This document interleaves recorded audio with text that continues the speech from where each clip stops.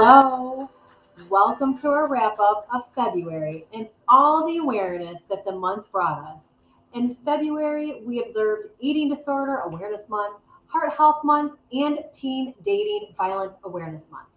We are going to discuss more about all of these in a bit. First, I thought I would share just a little bit about what we've been up to. It's been quite a bit. We sure have kept ourselves busy. So busy that we really have not had time to come on here weekly and brief you about what we've been doing in the last month. So we did complete our 2021 annual report. It sure was a beauty. So look here. I'm going to share this with you now. If you look over here, you see just a snapshot of the beginning of the year.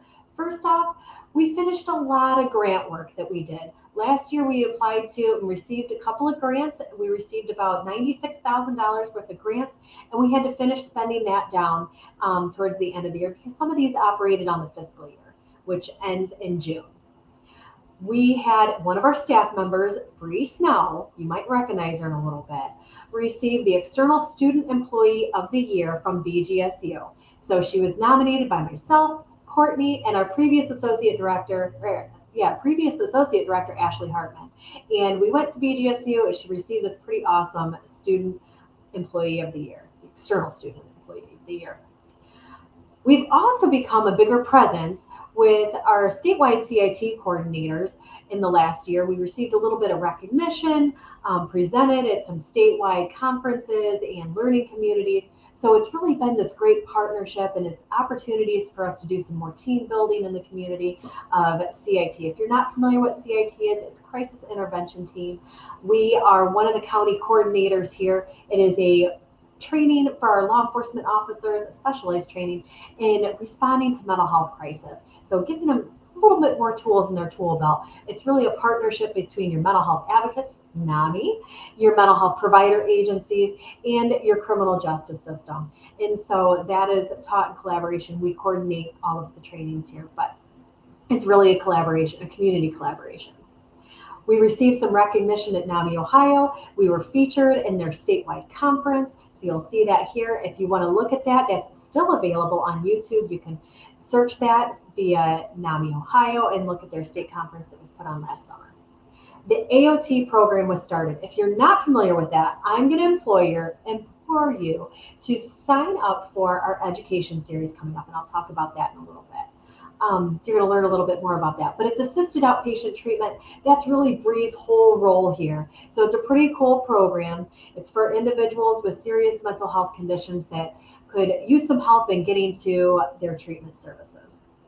We were a collaborative agent in presenting at one of our state public health educational opportunities. We received a few more grants. And our grant dollars that we received this year actually total $121,000. So we exceeded our last year's amount, and this year we have more dollars to spend, which is pretty cool. It also keeps us really busy because not all of these grant dollars come with people. They come with more objectives and more trainings to provide. So not as much extra hands. So I'm going to talk about that in a few moments. We had a change of hands with our associate director. We hired Crystal Heff, and she has brought some really awesome strengths to our team and some really cool ideas and just breathing some life into our programs now that we're learning to deal with COVID in this new, not quite post-COVID, but dealing with COVID times, I guess. We became a pilot site for one of 3 pilot sites in the state of Ohio for providing NAMI provider training.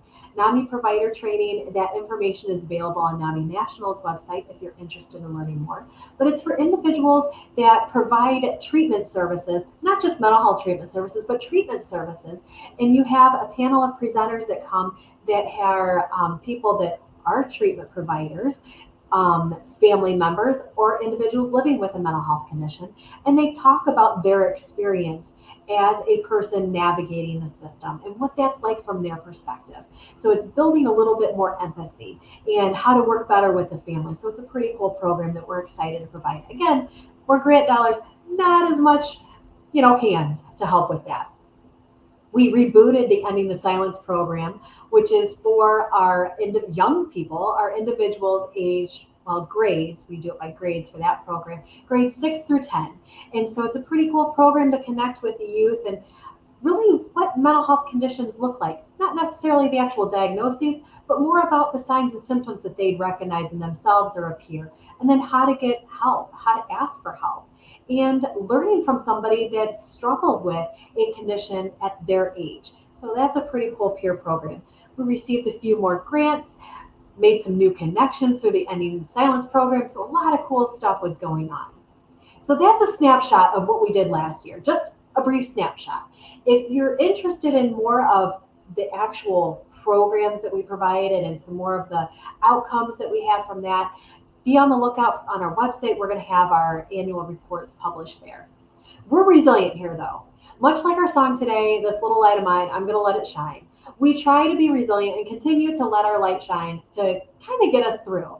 So the things that we're looking forward to this year, spending down more of those grant dollars and continued growth. We are looking at expanding our office staff because, we really only see the need of our services growing in the community as we move forward, and we really want to meet the need with those quality services, which means we need some help. We need some more hands-on. So some of those programs to look forward to that I had talked about are going to be here.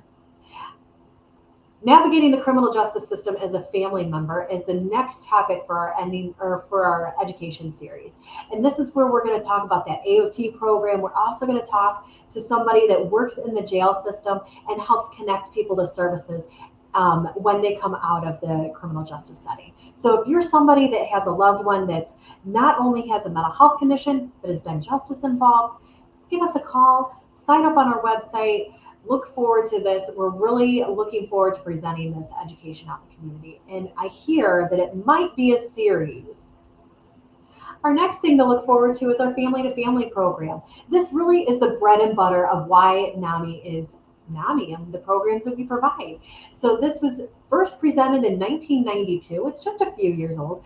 But the reason I tell you that is because it's been around for a while. There's a lot of evidence behind it to show that it's really an effective program. And so it's now an evidence-based program, and it's really what we model our other programs off of. So peer-to-peer is for our individuals that are living with a mental health condition, whereas our family-to-family is for the family members. Peer-to-peer is going to be taught hybrid, so not only in person, but also virtually. Join how you wish. Our family-to-family is only going to be taught in person. Our NAMI Basics is our program that is for individuals that are raising a child or an adolescent with a mental health condition. You don't have to be the biological parent, but you do have to be either raising that person or have a really big role in that person's life. Because we talk about things like navigating the mental health system or for youth, but also navigating the school system, IEPs, 504 plans. What are all of these things? That's NAMI Basics. We're looking forward to providing that in person. Childcare will be provided. So that is the end of what I have to share. And I would like you to save the date for our annual dinner broadcast. That is going to be in May. We will have a volunteer appreciation in April. If you have a nomination for that volunteer appreciation for a Community Impact Award or the Provider Appreciation Award, please submit your nomination in the form that we're going to link here in the comments. Last year, Cocoon received our Community Impact Award, and Unison Crisis Services received the Provider Appreciation Award. We need your input, though. We would love to have some more nominations. Also, be on the lookout for our social media vote for our spring t-shirt contest, raising awareness of mental health during Mental Health Awareness Month in May. Phew! Are you tired? Because I sure am. We hope you're looking forward to the spring as much as we are. Next, we are going to hear from Bree and discuss Teen Dating Violence Awareness Month. Hi, Bree. Hi, Jessica. So like Jessica said, in honor of Teen Dating Violence Awareness Month, which was technically in February, I wanted to share with all of you some red flags that might appear in relationships, some resources for support, as well as the importance of setting some healthy boundaries in these relationships. So some of the red flags that might come up in teenage relationships, very similarly to adult relationships, include excessive jealousy or insecurity, A small amount of jealousy is normal and can be acceptable. However, it's important to remember that it's healthy to have time apart and spend time with other people. It's when it becomes overwhelming and aggressive that it becomes a little bit more toxic in relationships. Some other red flags include invasions of privacy, unexpected bouts of anger or rage, unusual moodiness, especially pressuring a partner into unwanted activities. So if your partner is pressuring you to take part in activities of any kind that you're not ready for or you're not comfortable with, and either get mad at you for saying no or make fun of you for saying no, that is unhealthy behavior. In a relationship, we have to respect each other's boundaries and limits and not put pressure on our partner to act or behave in certain ways. Red flags might look like blaming you for problems in the relationship, not taking any responsibility for the same. Might look like controlling tendencies, which could be preventing you from going out with or talking to other people, monitoring your whereabouts and consistent check-ins to see what you're doing, who you're with, or falsely accusing you of things. Other red flags include embarrassing you. Your partner should be lifting you up in your confidence and making you feel good about yourself, not the opposite. It's not okay for someone to make fun of you and put you in the hot seat, if you will, of embarrassing jokes in front of people in the comfort of your own relationship. It's not okay, and that can be a red flag in relationships. Red flags can also be taunting or bullying, or lastly, threatening or causing physical violence. Intimidation can come in lots of forms. It could be towering over you, purposefully painful grips, angry looks, using your fears against you, and many, many more things. Threatening you is also a form of intimidation. In teenage relationships, this might look like, if you don't do what I want, I'll hurt myself, or if you spend time with this person, I'll hurt them. So, with all the red flags kind of out of the way, they're important to remember, but it's also important to remember how we can set boundaries in these relationships and set the standard for what's acceptable and unacceptable in a relationship.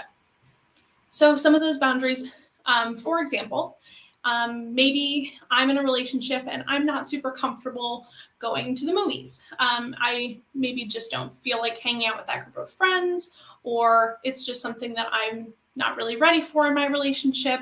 It's important for me to recognize that I'm uncomfortable with that. It's important for me to tell my partner that that makes me uncomfortable. I don't have to tell them all the ins and outs of why it's not enjoyable for me or something I want to do. And it's important to say, it's important that this is respected because it's something that matters to me. So that's just an example of a boundary that can be set. Boundaries come in many shapes and sizes and levels of severity, importance, whatever you want to call it. But it's important to note that if you ever feel unsafe or uneasy because your boundary is being intentionally ignored or disrespected, please tell a trusted adult.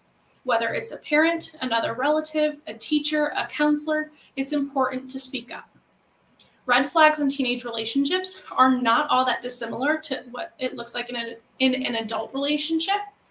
Abusive relationships can happen at any age, regardless of gender identity. You don't have to be living with someone to be in an abusive relationship. It can happen at any stage of the relationship and can even continue when the relationship ends. Abuse is never your fault, but it's important to recognize when it's time to tell an adult.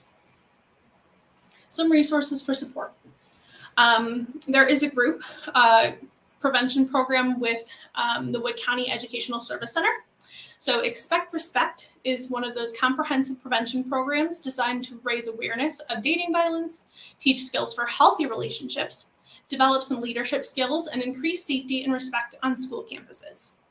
You can also text START to 88788 to be connected to the National Domestic Violence Hotline, or you can call the Cocoon at 419-373-1730.